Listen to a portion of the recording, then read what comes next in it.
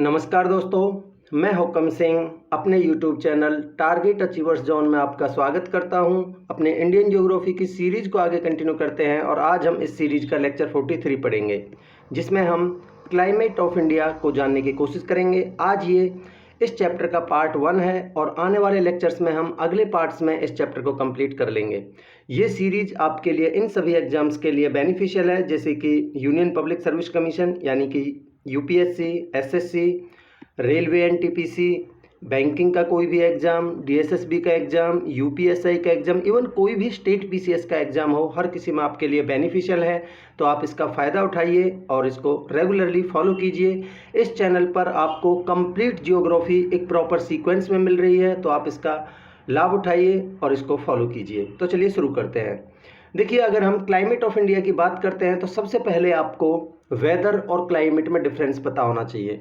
Weather क्या है? एक पर्टिकुलर रीजन की ये एटमॉस्फेरिक कंडीशंस की मोमेंटरी स्टेट है, यानी कि एक शॉर्ट टाइम में किसी पर्टिकुलर रीजन में एटमॉस्फेयर की क्या कंडीशंस हैं उसको हम वेदर कहते हैं। जबकि अगर हम क्लाइमेट की बात करते हैं तो ये वेदर कंडीशंस की एवरेज होती है over a longer period of time, यानी कि एक लंबे समय में किसी पर्टिकुलर रीजन में जो वेदर कंडीशंस की एवरेज है उसको हम क्लाइमेट बोलते हैं। अगर हम इंडिया की बात करते हैं तो इंडिया की हॉट मॉनसूनल क्लाइमेट होती है, ठीक है, जो कि साउथ ईस्ट और साउथ एशिया में प्रिविलेंट मानी जाती है।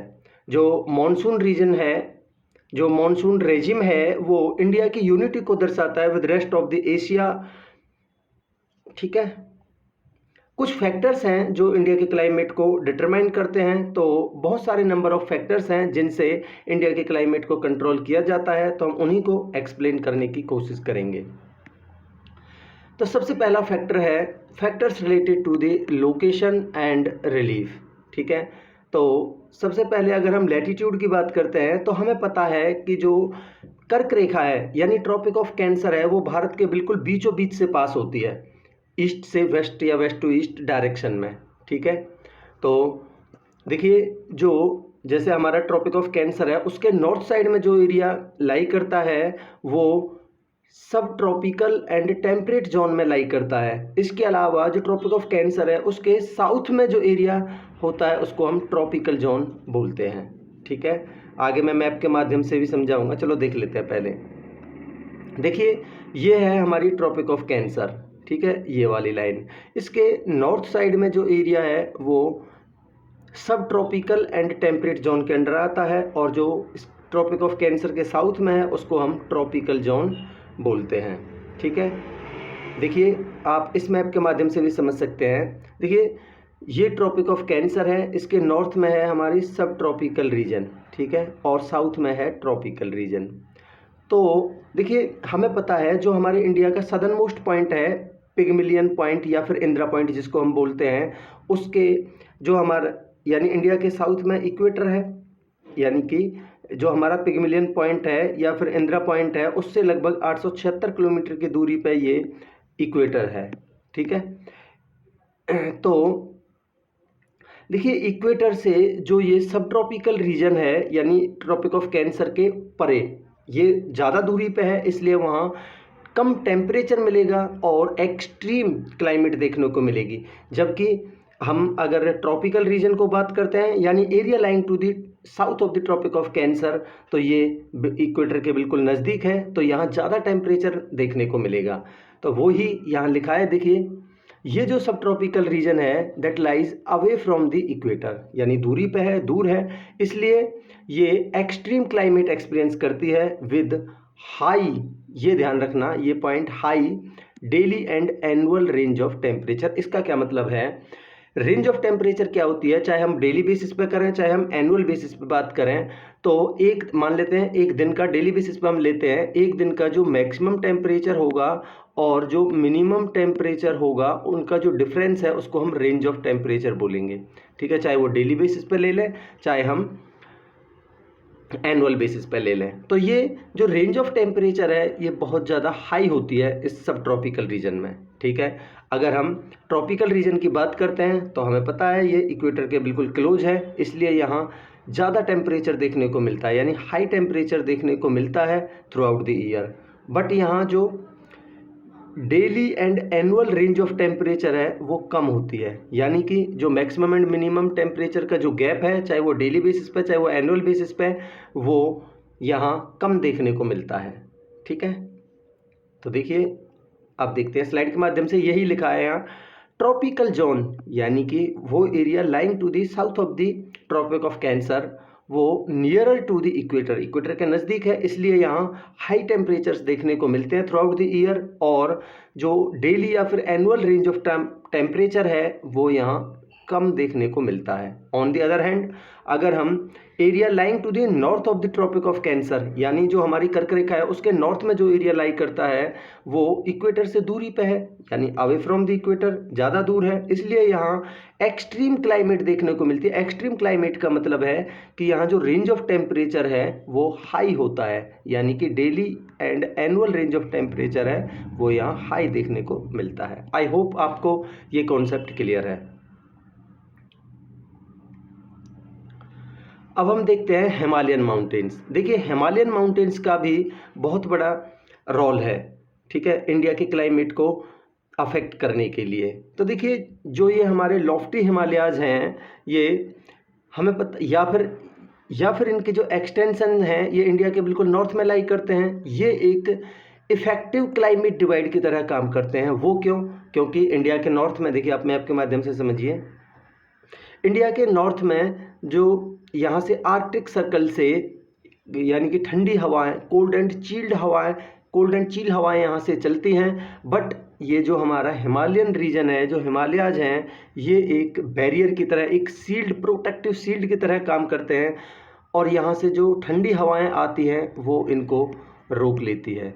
यानी कि ये जो हिमालयाज हैं ये यहाँ से जो सेंट्रल एशियन कंट्रीज से और जो आर्कटिक रीजन से जो ठंडी हवाएं आती हैं उनको ये रोक लेती है। ठीक है, और इसके यहाँ से सेंट्रल एशियन कंट्रीज से और जो हमारे हिमालयाज हैं इनके साउथ ईस्ट साइड से ये हवाएं बहती हैं। इसके अलावा जो हमारी साउथ वेस्ट मानसून आता है उसको ये आगे बढ़ने से रोक देती हैं और उनको फोर्स करती हैं to drop their moisture in this region. ठीक है, तो ये इस तरीके से एक हमारी जो क्लाइमेट है उसमें बहुत बड़ा रोल प्ले करते हैं। तो देखते हैं, देखिए द टावरिंग माउंटेन चेन, यानी कि जो ऊंचे ऊंचे माउंटेन्स हैं ये एक इनविंसिबल होता है जिसको जीता ना जा सके।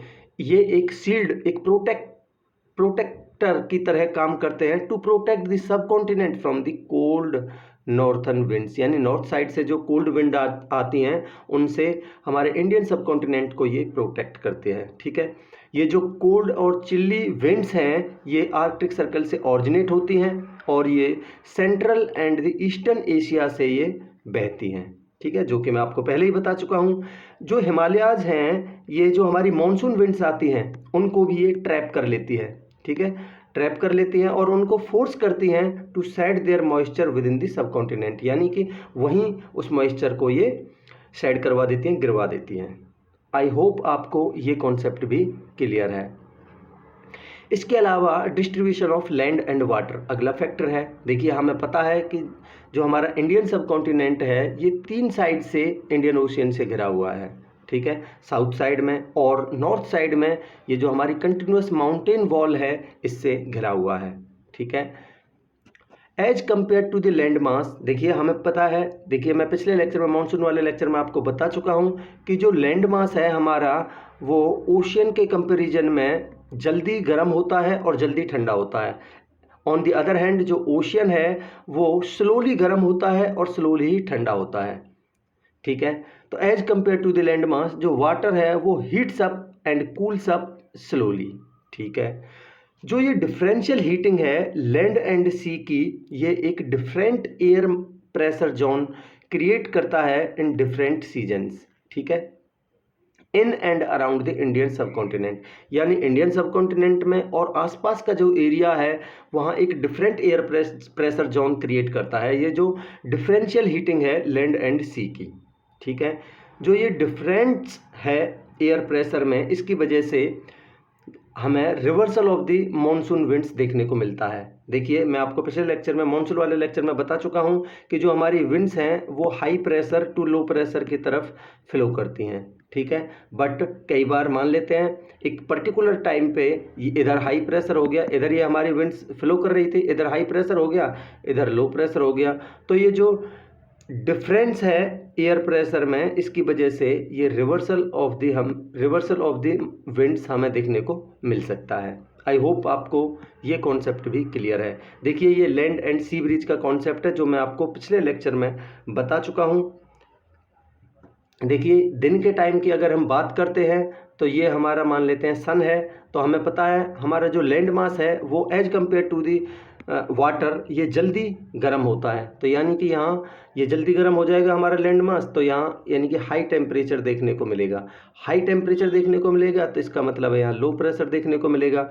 ठीक है, अगर इधर लो प्रेशर है क्योंकि यहाँ ये हमारा जो ओशियन है ये देर में गर्म होता है, तो यहाँ लो टेम्परेचर है, लो टेम्परेचर है तो यहाँ इसका मतलब है यहाँ हाई प्रेशर देखने को मिलेगा। और हमें पता है हमारी winds high pressure to low pressure ऐसे ब्लो करती हैं, तो इस तरीके से हवा जाएंगी और यहाँ से मॉइस्चर उठाते हुए इधर जाएंगी लो प्रेशर वाले रीजन में। क्योंकि यहाँ से वार्म एयर है वो उसकी डेंसिटी कम है, वो ऊपर उठेगी और यहाँ क्लाउड्स की फॉर्म में इकट्ठी हो जाएगी और वो कूल डाउन होने के बाद ये बारिश करवा देगी। इसको बोलते हैं हम, जिधर साइड से हमारी हवा ब्लो करती है उधर का नाम लेते हैं, जैसे ये सी से इधर साइड में ब्लो करती है तो इसको बोलेंगे हम सी ब्रीज। ठीक है, तो कूल सी ब्रीज। इसके बिल्कुल रिवर्सल में है हमारा नाइट रीजन में जो होता है लैंड ब्रीज। ठीक है, इसके अलावा अगला फैक्टर देखें तो डिस्टेंस फ्रॉम दी सी, यानी सी से कितनी दूरी पर है। देखिए हमें पता है जो हमारी मान लेते हैं ये हमारा इंडियन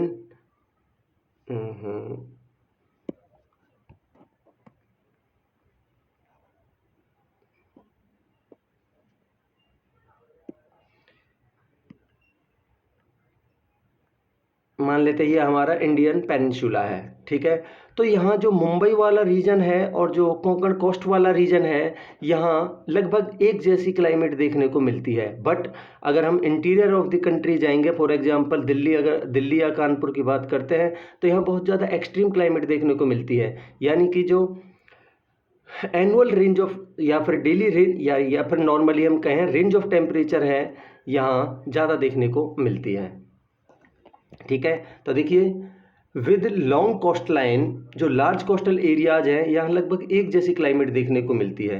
बट जो एरियाज इंटीरियर ऑफ इंडिया या interior of the Indian subcontinent वो बहुत ज़्यादा दूरी पे लोकेटेड है from the moderating influence of the sea. ठीक है, इन एरियाज में एक्सट्रीम क्लाइमेट देखने को मिलती है। एक्सट्रीम क्लाइमेट का मतलब मैं पहले समझा चुका हूँ आपको कि जो हमारी रेंज ऑफ टेम्परेचर है वो बहुत ज़्यादा हाई होती है। ठीक है, इसलिए जो मुंबई और कोंकण कोस्ट के जो लोग हैं वो बड़ी कभी ही विरले ही एक्सट्रीम टेम्परेचर और जो सीजनल रिदम है उसको महसूस कर पाते हैं। ऑन दी अदर हैंड जो सीजनल कॉन्ट्रास्ट जो देखने को मिलता है वो इंटीरियर ऑफ द कंट्री में देखने को मिलता है। फॉर एग्जांपल दिल्ली, कानपुर और अमृतसर वाले रीजन में ये हर जो वेदर कंडीशंस हैं उनको फेस करते हैं और इससे जो इनकी एंटायर लाइफ है वो अफेक्ट होती है।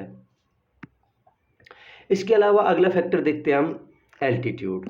देखिए हमें पता है, मैं आपको पिछले लेक्चर में भी बता चुका हूँ कि जो हमारे एल्टीट्यूड के हिसाब से यानी हाइट के साथ साथ हमारा जिस तरीके से अगर हम हाइट पे चलते जाएंगे जो टेम्परेचर है वो डाउन होता चला जाएगा हाइट के हिसाब से। अगर हाइट बढ़ेगी तो टेम्परेचर डाउन होगा, यानी हाइट और टेम्परेचर का बिल्कुल इन्वर्स रिलेशन होता है।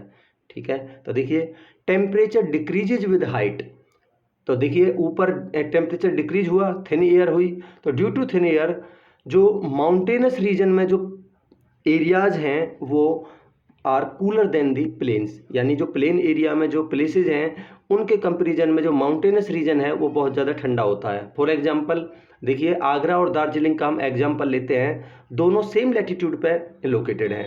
बट जनवरी के महीने में अगर हम आगरा की बात करें तो वहाँ 16 डिग्री सेल्सियस के आसपास हमें टेम्परेचर देखने को मिलता है, जबकि सेम महीने यानी जनवरी के महीने में ही दार्जिलिंग की बात करते हैं तो वहाँ 4 डिग्री सेल्सियस टेम्परेचर देखने को मिलता है। वो क्यों? सेम लैटिट्यूड पर लोकेट होने के बावजूद भी, क्योंकि दार्जिलिंग वो एक हाइट पर लोकेटेड है, एक हिली एरियाज में लोकेटेड है as compare to the Agra, इसलिए वहाँ टेम्परेचर कम हो जाता है। मैंने बताया आपको एल्टीट्यूड के हिसाब से, हाँ एल्टीट्यूड बढ़ेगा तो हमारी जो टेम्परेचर है वो कम होगा। नेक्स्ट देखते हैं हम रिलीफ। देखिए जो भी हमारी लैंड मास की जो पीक्स होती हैं, हाईएस्ट पीक और जो लोवेस्ट पीक है, इनके बीच का जो डिफरेंस है उसको हम रिलीफ बोलते हैं। ठीक है, तो रिलीफ यानी फिजियोग्राफी या फिर रिलीफ ऑफ इंडिया, ये भी टेम्परेचर, एयर प्रेशर, डायरेक्शन या फिर स्पीड ऑफ विंड और amount and distribution of the rainfall, इनको अफेक्ट करती है।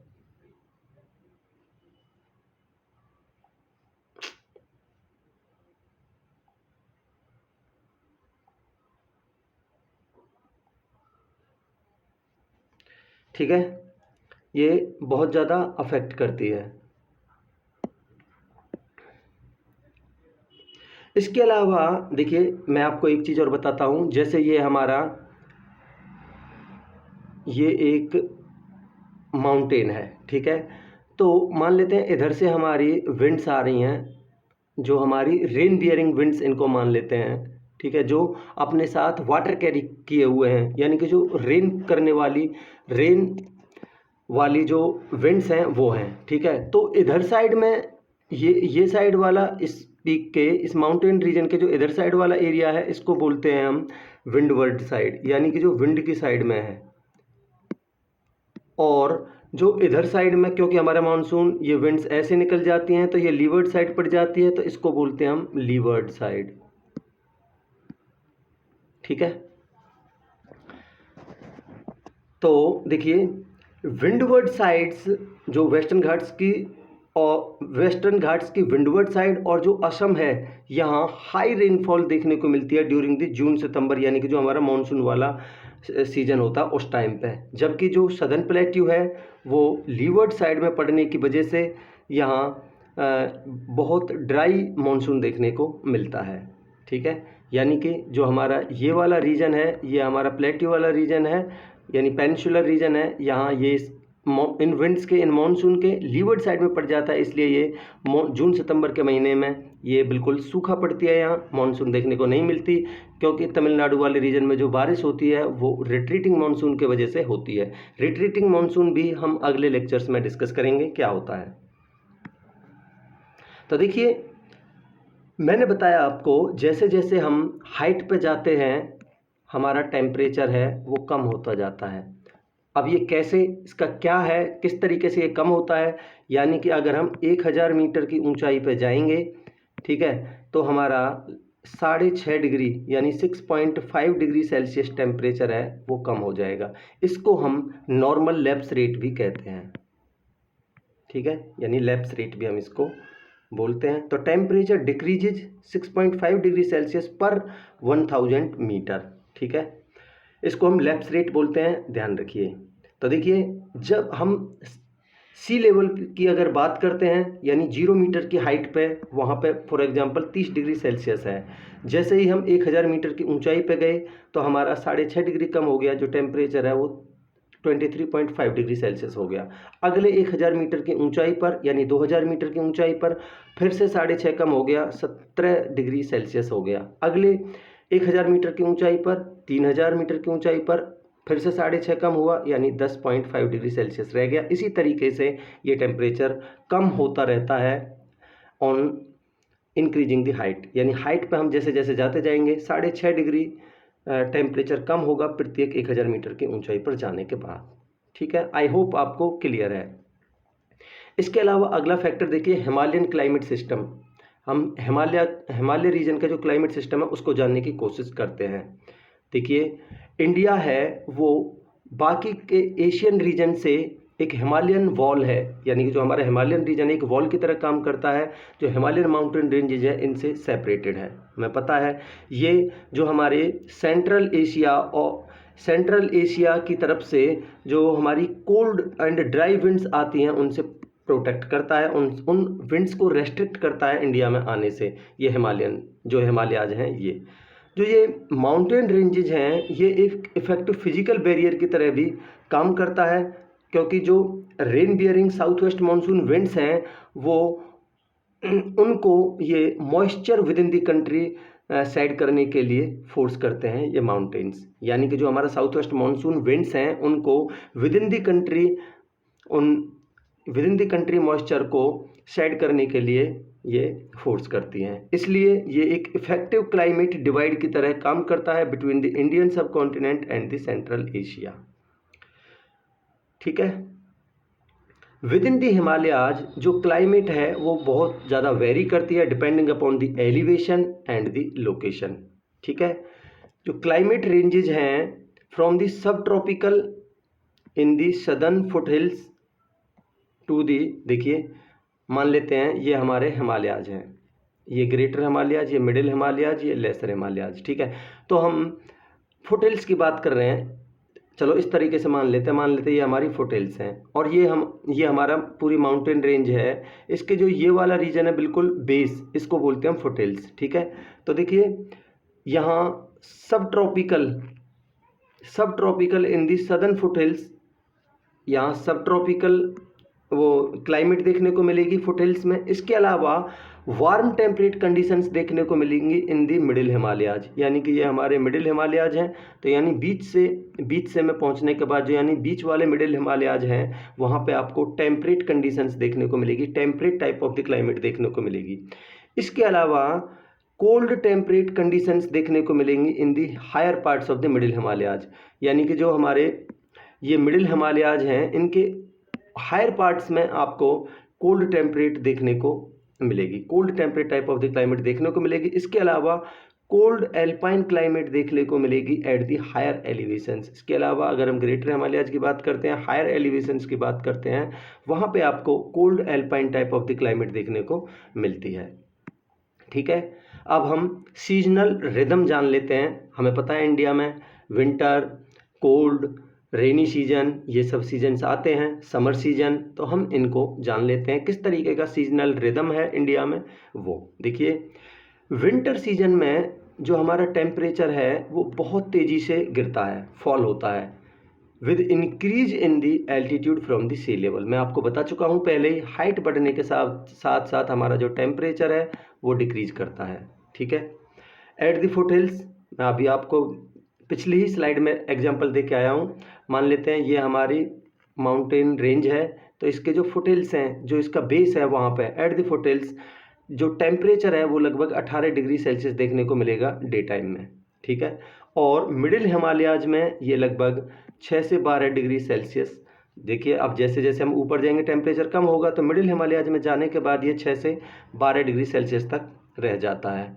इससे ऊपर अगर हम जाएंगे तो टेम्परेचर फ्रीजिंग पॉइंट से कम चला जाता है, यानी कि अगर हम इससे ऊपर हाइट पे जाएंगे तो टेम्परेचर लगभग माइनस डिग्री सेल्सियस में माइनस में चला जाता है, जहाँ पे आपको बर्फ़ देखने को मिलती है। ठीक है, अगर हम हायर एलिवेशंस पे जाएंगे, 5000 मीटर की ऊंचाई से ऊपर जाएंगे, तो यहाँ परमाफ्रॉस्ट या फिर tundra type of the climate देखने को मिलेगी। देखिए इंडिया में जो द्रास वैली है कश्मीर की, वो सबसे कोल्डेस्ट प्लेस माना जाता है इंडिया में। यहाँ 28 दिसंबर 1908 में सबसे मिनिमम टेम्परेचर रिकॉर्ड किया गया था -45 डिग्री सेल्सियस। ये आपको पता होना चाहिए। विंटर सीजन के दौरान जो वेस्टर्ली जेट स्ट्रीम्स हैं वो हिमालयाज के साउथ में आती हैं, साइट सीन होती हैं, आती हैं। ये किस वजह से आती हैं? क्योंकि जो हमारा ITCZ है विंटर सीजन के दौरान वो साउथवर्ड शिफ्ट कर जाता है। मैंने बताया था आपको विंटर सीजन के दौरान 5 degree north latitude, 5 degree south latitude ये शिफ्ट कर जाता है हमारा ITCZ। ठीक है, अब ये जो जेट स्ट्रीम है ये लो प्रेशर डिप्रेशन क्रिएट करती हैं over the Mediterranean Sea to the Himalayan region. जब ये अपनी जर्नी शुरू करते हैं from the Mediterranean Sea to the Himalayas. ठीक है, जो ये मॉइस्चर कंटेंट कैरी करती हैं कहाँ से? By the Caspian Sea and the Persian Gulf. इसलिए ये जो अरुणाचल प्रदेश वाला रीजन है वहाँ तक भी ये पहुँच जाती हैं, और जो हमारा ईस्टर्न हिमालयाज वाला रीजन है वहाँ पे स्नोफॉल देखने को मिलती है कई बार ड्यू टू ओरोग्राफिक अपलिफ्टमेंट। ये ओरोग्राफिक अपलिफ्टमेंट क्या है दोस्तों, ये समझिए। देखिए मान लेते हैं ये हमारी माउंटेन रेंज है, तो इसके साथ साथ जो हमारी विंड्स का ऊपर उठना है इसी को हम ओरोग्राफिक अपलिफ्टमेंट बोलते हैं। तो due to orographic upliftment they cause precipitation. कहाँ precipitation in the form of the snowfall की फॉर्म में। ठीक है,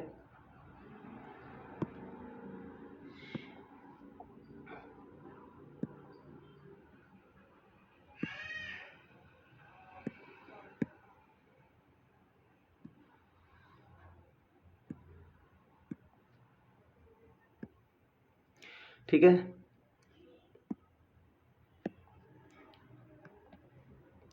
तो देखिए ये है हमारी वो जेट स्ट्रीम, जो सब ट्रॉपिकल वेस्टर्ली जेट स्ट्रीम्स हैं, ये मेडिटेरेनियन सी से ऑरिजिनेट होके जो इंडियन सब कॉन्टिनेंट है, ये हिमालयाज के साउथ में यहाँ से फ्लो करती हैं। देखिए आप अगले मैप से अच्छे से समझ पाएंगे। ये है हमारा मेडिटेरेनियन सी, यहाँ से ये हमारी jet streams, westerly jet streams originate होती हैं और इस तरीके से ये आगे फ्लो करते हुए जो हमारा ये इंडियन सब कॉन्टिनेंट है, इसके जो ये हिमालयन रीजन है, हिमालयाज हैं, इनके साउथ में ऐसे फ्लो करती हैं। ठीक है, आई होप आपको क्लियर है।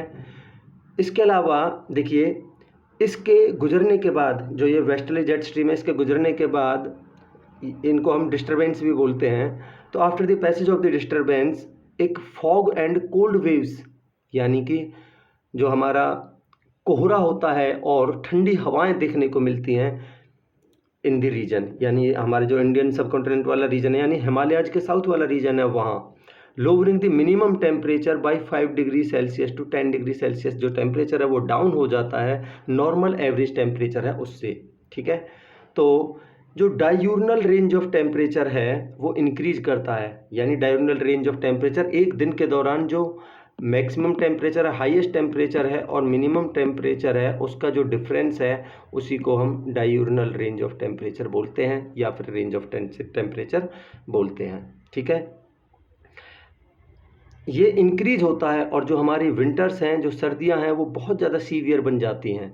ठीक है, हेज यानी कि जो बहुत धुंधलापन है वो यहाँ मॉर्निंग और इवनिंग के टाइम बहुत कॉमन होता है।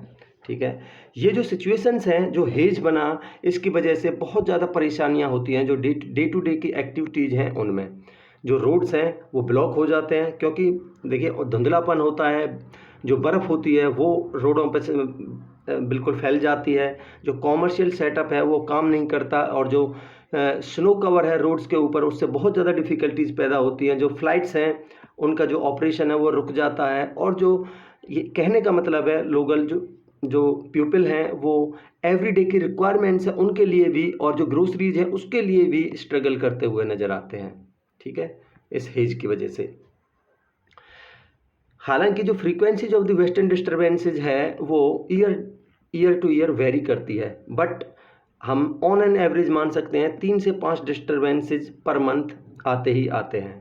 ठीक है, जो एवरेज प्रेसिपिटेशन है इन 3 महीनों के दौरान, कौन कौन से 3 महीने, यानी कि दिसंबर से फरवरी तक, यानी दिसंबर जनवरी फरवरी, इनमें लगभग 60 सेंटीमीटर का जो प्रेसिपिटेशन है वो देखने को मिलता है हिमालयन रीजन में।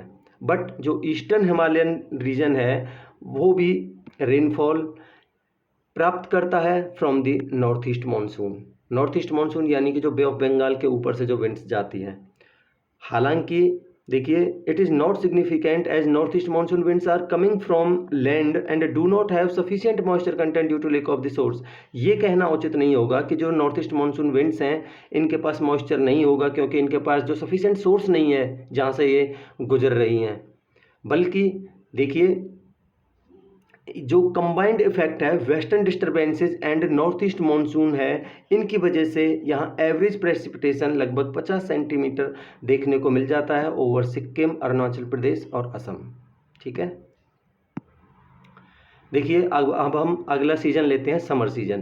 देखिए समर सीजन के दौरान ये मैंने बताया आपको ओरोग्राफिक अपलिफ्टमेंट, ये वही है। तो यहाँ से वार्म मॉइस्चर इस तरीके से ऊपर उठेगी। इस वाली साइड को मैंने बताया आपको, इसको बोलते हैं हम विंडवर्ड साइड। ठीक है, और ये वाली साइड है इसको बोलते हैं हम लीवर्ड साइड। ठीक है, तो यहाँ से हमारी विंड्स ऊपर उठेंगी और ऊपर जाके ये हवाएं क्लाउड्स की फॉर्म में हो जाएंगी और ये वार्म हवाएं हैं और ठंडी होने के बाद ये प्रेसिपिटेशन होगी यहाँ, यानी कि रेनफॉल होगी। ठीक है। ये जो रीजन है ये एक रेन शेडो एरिया है, क्योंकि ये levered side of the winds में पड़ता है, यहाँ वार्म ड्राई एयर देखने को मिलती है। ठीक है, ये मेनली जो तिब्बती और लद्दाख वाला रीजन है वो वाला रीजन है, क्योंकि लद्दाख में बहुत ही कम बारिश और बहुत ही कम टेम्परेचर रहता है, इसलिए इसको कोल्ड डिजर्ट भी बोलते हैं इंडिया का, जो लद्दाख वाला रीजन है। हम इसको डिस्कस करेंगे आगे आने वाले स्लाइड्स में। ठीक है, इस साइड में जो रेन है वो ना के बराबर देखने को मिलती है, क्योंकि ये लीवर्ड साइड में पड़ जाता है। इस साइड में खूब रेन देखने को मिलती है। तो देखिए, जो मार्च से जून का पीरियड है इंडिया में वो समर सीजन के अंडर आता है। ठीक है, ये बहुत ज़्यादा ड्राई एंड हॉट सीजन होता है। ठीक है, जो हिमालयाज की फुटहिल्स हैं, यानी कि जो बेस वाला रीजन है हिमालयाज का, वो वहाँ मैक्सिमम एवरेज टेम्परेचर है वो 30 डिग्री सेल्सियस देखने को मिलता है। ठीक है, बट लैप्स रेट की वजह से, लैप्स रेट क्या बताया मैंने आपको, हर 1000 मीटर की ऊंचाई पे हम जाएंगे तो हमारा 6.5 डिग्री सेल्सियस जो टेम्परेचर है वो कम हो जाता है, यानी 6.5 डिग्री सेल्सियस पर 100 मीटर एलिवेशन का हमें डिक्रीमेंट देखने को मिलता है विद एल्टीट्यूड। ठीक है, जो मैक्सिमम टेम्परेचर है मिडिल हिमालयाज में वो 15 से 25 डिग्री सेल्सियस देखने को मिलता है। देखिए, जो फुटहिल्स है वहाँ पर 30 डिग्री सेल्सियस है, मिडिल हिमालयाज में जाते ही ये 15 से 25 के रेंज में आ गया, यानी कम हो गया। ठीक है, varying in accordance with the altitude, मैंने बताया आपको हाइट के हिसाब से ये चेंज होता है, लैटीट्यूड के हिसाब से भी चेंज होता है, और कुछ अदर गवर्निंग फैक्टर्स होते हैं टेम्परेचर के, जिनकी वजह से ये जो टेम्परेचर है ये वेरी करता है। ठीक है, 5000 मीटर की एलिवेशन से ऊपर जाने के बाद जो टेम्परेचर है वो बिलो द फ्रीजिंग पॉइंट चला जाता है, यानी माइनस डिग्री में ये चला जाता है थ्रू आउट द ईयर। ठीक है, जो देखिए लैंड सरफेस के हीटिंग की वजह से जो छोटा नागपुर वाला रीजन है वहाँ लो प्रेशर क्रिएट होता है, जिसकी वजह से एयर का हमें कन्वेक्शनल मूवमेंट देखने को मिलता है। देखिए, मैं क्लाइमेटोलॉजी के लेक्चर्स में आपको बताऊंगा कि ये रेडिएशन क्या होता है, कन्वेक्शन क्या होता है, ठीक है, कंडक्शन क्या होता है, एडवेक्शन क्या होता है।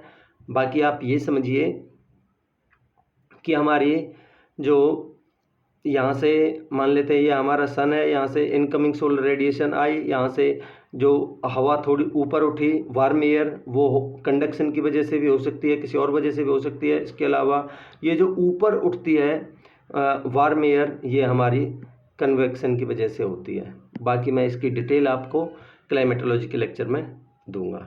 ठीक है, तो ये जो लो प्रेशर डिप्रेशन क्रिएट हुआ ये is carried to the eastern Himalayan region by the westerly jet stream। तो ये जो लो प्रेशर डिप्रेशन क्रिएट हुआ है ये किसके द्वारा लाया गया है, जो वेस्टर्ली जेट स्ट्रीम्स हैं इनके द्वारा in the eastern Himalayan reason.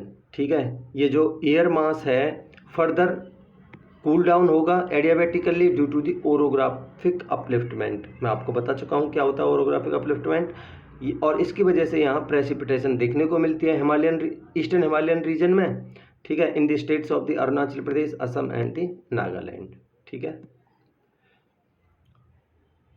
इसके अलावा जो वेस्टर्न डिस्टर्बेंसेज हैं ये हालांकि इनकी फ्रीक्वेंसी है वो कम हो जाती है। ठीक है, और ये जो हिमालयाज के अपर रीचेज हैं इनमें प्रेसिपिटेशन करवाती हैं। जो वेदर कंडीशंस हैं वो अचानक बहुत तेज़ी से चेंज होती हैं on the arrival of the western disturbances. जो स्काई है वो बिल्कुल ओवरकास्ट हो जाता है विद द क्लाउड्स, यानी कि जो हमारा स्काई है वो क्लाउड से बिल्कुल ढक जाता है। ठीक है, और जो प्रेसिपिटेशन है वो स्नोफॉल और स्लीट की फॉर्म में देखने को मिलती है। देखिए दोस्तों, ये स्नोफॉल और स्लीट क्या है, ये हमारी प्रेसिपिटेशन की टाइप्स हैं। जब हम क्लाइमेटोलॉजी पढ़ेंगे तो हम उसमें इनको डिटेल में समझेंगे। ठीक है, ये कंडीशन इवन अप्रैल तक और यहाँ तक कि कई बार मई के महीने तक भी देखने को मिलती है इन दी अपर रीचेज। ठीक है, जो ये डिस्टर्बेंसेज हैं ये ईस्टवर्ड मूव करते हैं और ये स्नोफॉल एंड थंडरस्टॉर्म जो सेंट्रल एंड ईस्टर्न हिमालयाज हैं उनमें अप्रैल के एंड के महीने तक भी देखने को मिल जाते हैं। तो आप फिर से ये मैप है, तो यहाँ से ये मेडिटेरेनियन सी से उठे ये वेस्टर्न डिस्टर्बेंसेज, ऐसे ये हिमालयाज के साउथ से होते हुए कई बार ये यहाँ ईस्टर्न हिमालयाज तक जाते हैं और ये यहाँ स्नोफॉल और थंडरस्टॉर्म करवाते हैं। ठीक है, अब देखिए जो डायूरनल टेम्परेचर है, मतलब कि जो हमारा एक दिन के टेम्परेचर में मैक्सिमम और मिनिमम टेम्परेचर का जो डिफरेंस है वो ग्रेजुअली रिड्यूस होता है। ठीक है, 11 डिग्री सेल्सियस से 16 डिग्री सेल्सियस। अब ये इस वेरिंग विद किस वजह से इसकी वेरिएशन देखने को मिलती है कि एल्टीट्यूड के हिसाब से मैं आपको पहले ही बता चुका हूँ, जैसे जैसे हम हाइट पर जाएंगे हमारा टेम्परेचर है वो कम होता जाता है। डिस्टेंस फ्रॉम द सी, देखिए क्योंकि हमारा जो रेंज ऑफ टेम्परेचर है यानी डायूरनल टेम्परेचर है वो within the country, interior of the country वो ज़्यादा होता है as compare to the coastal areas. इसके अलावा विंड की डायरेक्शन, देखिए जो हमारे कोल्ड करेंट्स होते हैं, वार्म करेंट्स होते हैं, उनका हम यहाँ एग्जांपल ले सकते हैं, हम आने वाले लेक्चर्स में उसको जानेंगे, और कुछ अदर गवर्निंग फैक्टर्स भी हो सकते हैं। इसके अलावा हम आगे देखते हैं रेनी सीजन। ठीक है, देखिए इसको हम रेनी सीजन जब भी आता है हम इसको जनरली मानसून सीजन के नाम से जानते हैं। ठीक है, ये जैसे ही हमारी नॉर्थ वेस्ट मानसून की इंडिया में शुरुआत होती है उसी को हम बोलते हैं कि हमारा मानसून स्टार्ट हो गया। ठीक है, जो मानसून सीजन है ये इंडिया में जनरली मई के लास्ट वीक में या फिर जून के फर्स्ट वीक में आ जाता है, बट ये साल दर साल चेंज होता है, वेरी होता रहता है। जो वेदर कंडीशंस हैं इस मानसून के आते ही यहाँ बिल्कुल चेंज हो जाती हैं। जो रिलेटिव ह्यूमिडिटी है उसमें इंक्रीमेंट देखने को मिलता है। देखिए प्रेसिपिटेशन के लिए, और या फिर हम कह सकते हैं रेनफॉल के लिए, देखिए प्रेसिपिटेशन की ही एक टाइप है रेनफॉल, हम इनको क्लाइमेटोलॉजी में अच्छे से डिटेल में डिस्कस करेंगे। तो रिलेटिव ह्यूमिडिटी है उसके लिए रिलेटिव ह्यूमिडिटी ज़्यादा होनी चाहिए प्रेसिपिटेशन के लिए, रेनफॉल के लिए यहाँ तक कि 100% ह्यूमिडिटी चाहिए। ठीक है, तो यहाँ रिलेटिव ह्यूमिडिटी ऑब्वियसली बढ़ी हुई देखने को मिलेगी। और यहाँ जो स्काई है वो बिल्कुल ओवरकास्ट कर जाता है विद द क्लाउड्स, यानी क्लाउड से ढक जाता है स्काई। जो एटमॉस्फेरिक टेम्परेचर है वो उसमें इंक्रीमेंट देखने को मिलता है before the outbreak of the monsoon, इसलिए यहाँ कुछ प्री मानसून शावर्स देखने को मिल जाते हैं। जैसे ही मानसून आता है एटमॉस्फेरिक टेम्परेचर में एक सिग्निफिकेंट फॉल देखने को मिलता है, लगभग 3 से 6 डिग्री सेल्सियस तक टेम्परेचर कम हो जाता है। ठीक है, then the month of the June in the Himalayan region. But इस सडन फॉल के बाद एक बार जैसे ही टेम्परेचर फॉल हुआ उसके बाद दोबारा से नो फर्दर फॉल, यानी कोई दोबारा से टेम्परेचर में कोई फॉल देखने को नहीं मिलेगा थ्रू आउट द सीजन, इस पूरे सीजन के दौरान। हालांकि जो सितंबर का महीना है वहाँ उस टाइम पे रिट्रीटिंग मानसून देखने को मिलता है, तो वहाँ थोड़े समय के लिए, शॉर्ट पीरियड ऑफ टाइम के लिए टेम्परेचर में इंक्रीमेंट देखने को मिलता है। हालांकि देखिए नाइट का जो टेम्परेचर है वो मोर और लेस लगभग सेम रहता है, कांस्टेंट रहता है, जबकि जो डे टेम्परेचर है वो फ्लक्चुएट करता है डे बाय डे। ठीक है, जो डायूरनल रेंज है वो लगभग 4 से 6 डिग्री सेल्सियस के बीच में वेरी करता है due to the greenhouse effect created by the clouds. ठीक है, इसके अलावा देखिए अगर हम ईस्टर्न हिमालयाज और वेस्टर्न हिमालयाज में कंपैरिजन करें तो जो ईस्टर्न हिमालयाज हैं वहाँ जो मॉनसून रेंज हैं वो पहले आती हैं as compare to the western Himalayas. इसकी वजह क्या है? एक तो नियरनेस टू दी सी, देखिए बंगाल की खाड़ी के बिल्कुल नज़दीक है। दूसरा direction of the movement of the Bay of Bengal branch of the monsoon wind, यानी कि जो हमारी बे ऑफ बंगाल की जो ब्रांच है मॉनसून विंड्स की, उसकी डायरेक्शन ऑफ द मूवमेंट। ठीक है, देखिए जो हमारा मॉनसून है वो लगभग 5 जून के आसपास ब्रेक होता है ईस्टर्न हिमालयाज में। ठीक है, यहाँ से ये जो हमारे हिमालयाज हैं यानी कि जो हमारा म्यांमार वाला रीजन है उसकी जो अराकान योमा रेंज है उससे टकराने के बाद ये वेस्टवर्ड डायरेक्शन में जो हमारे इंडो गंगेटिक प्लेन्स हैं यानी हमारे हिमालयाज के सदर्न फुटहिल्स के साथ जाते हुए ये इस तरह शिफ्ट कर जाता है इधर वेस्टवर्ड डायरेक्शन में। From here due to the barrier effect of the Himalayas and the orientation of the Himalayas, जो बे ऑफ बंगाल ब्रांच है वो मूव करती है किस तरफ? Westerly along the foothills of the Himalayas into the Ganga plains. ठीक है, वही मैं आपको बता चुका हूँ।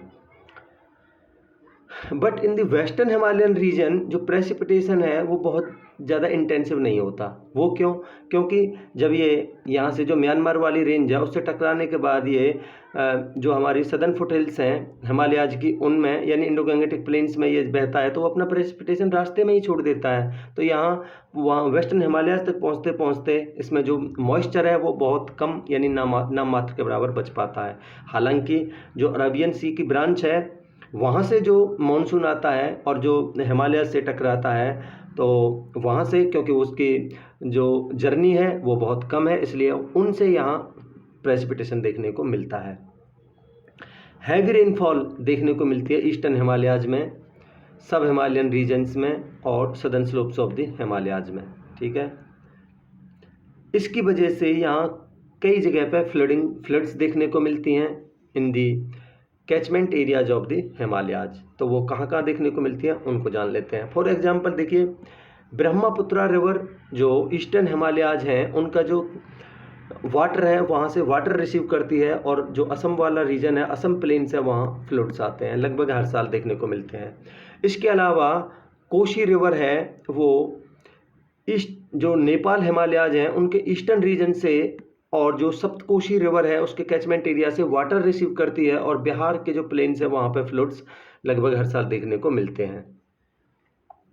जो वेस्टर्न हिमालयन रीजन है वहाँ अगर एवरेज रेनफॉल की बात करें तो लगभग 65 सेंटीमीटर के आसपास वहाँ मानसून सीजन के दौरान रेनफॉल देखने को मिलती है, जबकि ईस्टर्न हिमालयाज हैं वहाँ पहले मानसून आता है, और प्रेसिपिटेशन की बात करें तो लगभग 200 से 410 सेंटीमीटर तक देखने को मिलता है ऑन एन एवरेज, बट कई जगह पर तो ये लगभग 600 सेंटीमीटर तक देखने को मिल जाता है। इसके अलावा आगे हम कोल्ड सीजन की बात करते हैं, तो जैसे ही हमारा साउथ वेस्ट मानसून है उसके विथड्रावल की शुरुआत होती है, तो वहीं से हम बोलते हैं कि start of the cold season आ गया है। ठीक है, यानी कोल्ड सीजन की शुरुआत हो जाती है, और वो लगभग which continues up till the November तक चलता है। उसके बाद हमारा विंटर सीजन शुरू हो जाता है।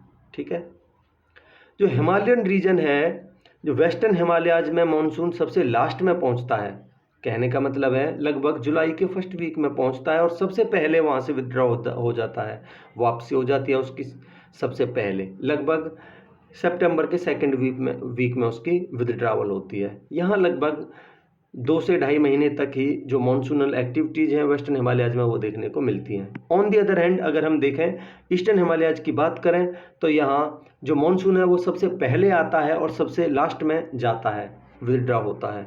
देखिए, अगर इसके आने की बात करें तो फर्स्ट वीक ऑफ जून में, लगभग 5 जून के आसपास यहाँ मानसून आ जाता है, और सेकंड वीक ऑफ अक्टूबर तक ये चलता है। तो लगभग हम कह सकते हैं 4 से 4.25 महीने तक ये मानसूनल एक्टिविटीज़ यहाँ ईस्टर्न हिमालयाज में देखने को मिल जाती हैं। इसके अलावा जो ईस्टर्न हिमालयाज हैं यहाँ अमाउंट ऑफ प्रेसिपिटेशन ज़्यादा देखने को मिलती है as compare to the western Himalayas.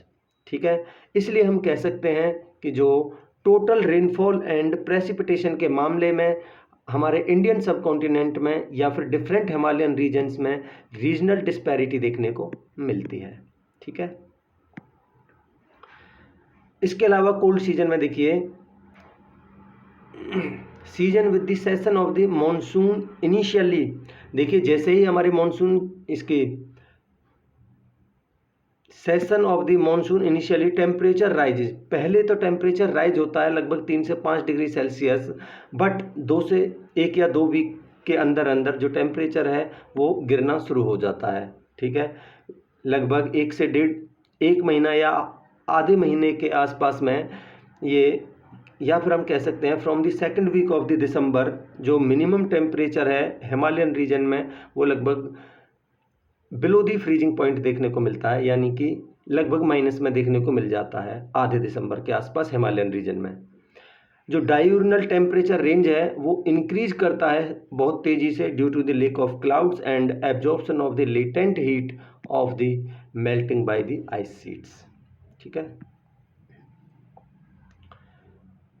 During this season, इस सीजन के दौरान जो लास्ट वीक है अक्टूबर का, वहाँ वेस्टर्न डिस्टर्बेंसेज स्टार्ट हो जाते हैं, यानी अक्टूबर के लास्ट वीक में वेस्टर्न डिस्टर्बेंसेज देखने को मिल जाते हैं, और उनकी जो फ्रीक्वेंसी है वो मंथली बेसिस पे इंक्रीज होती रहती है।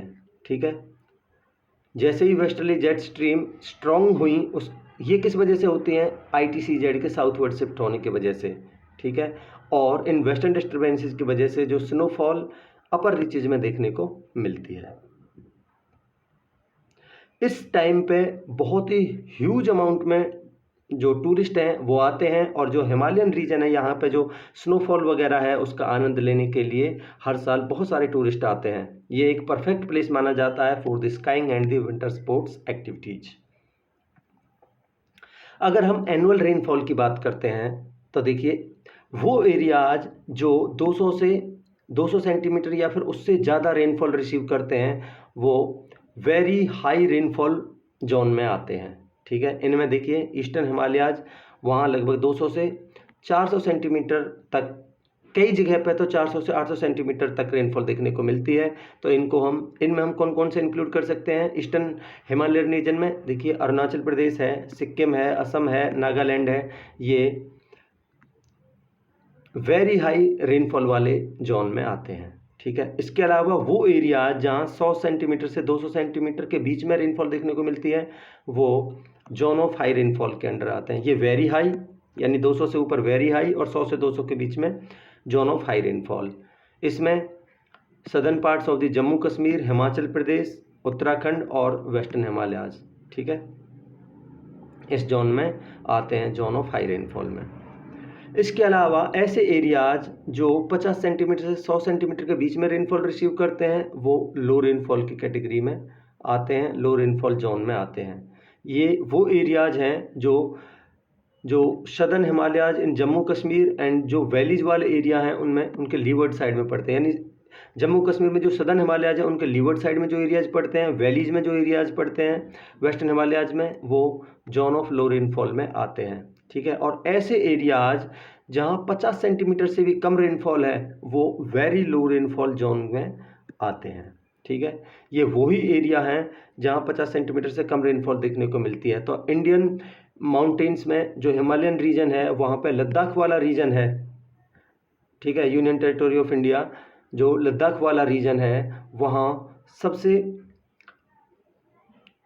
Does not have temperature as high as that of the tropical and subtropical region. यहाँ इतना ज़्यादा टेम्परेचर देखने को नहीं मिलता, ठीक है। तो इसलिए जो लद्दाख है उसको कोल्ड डिजर्ट ऑफ इंडिया के नाम से भी जाना जाता है। ये फैक्ट है, आपको पता होना चाहिए।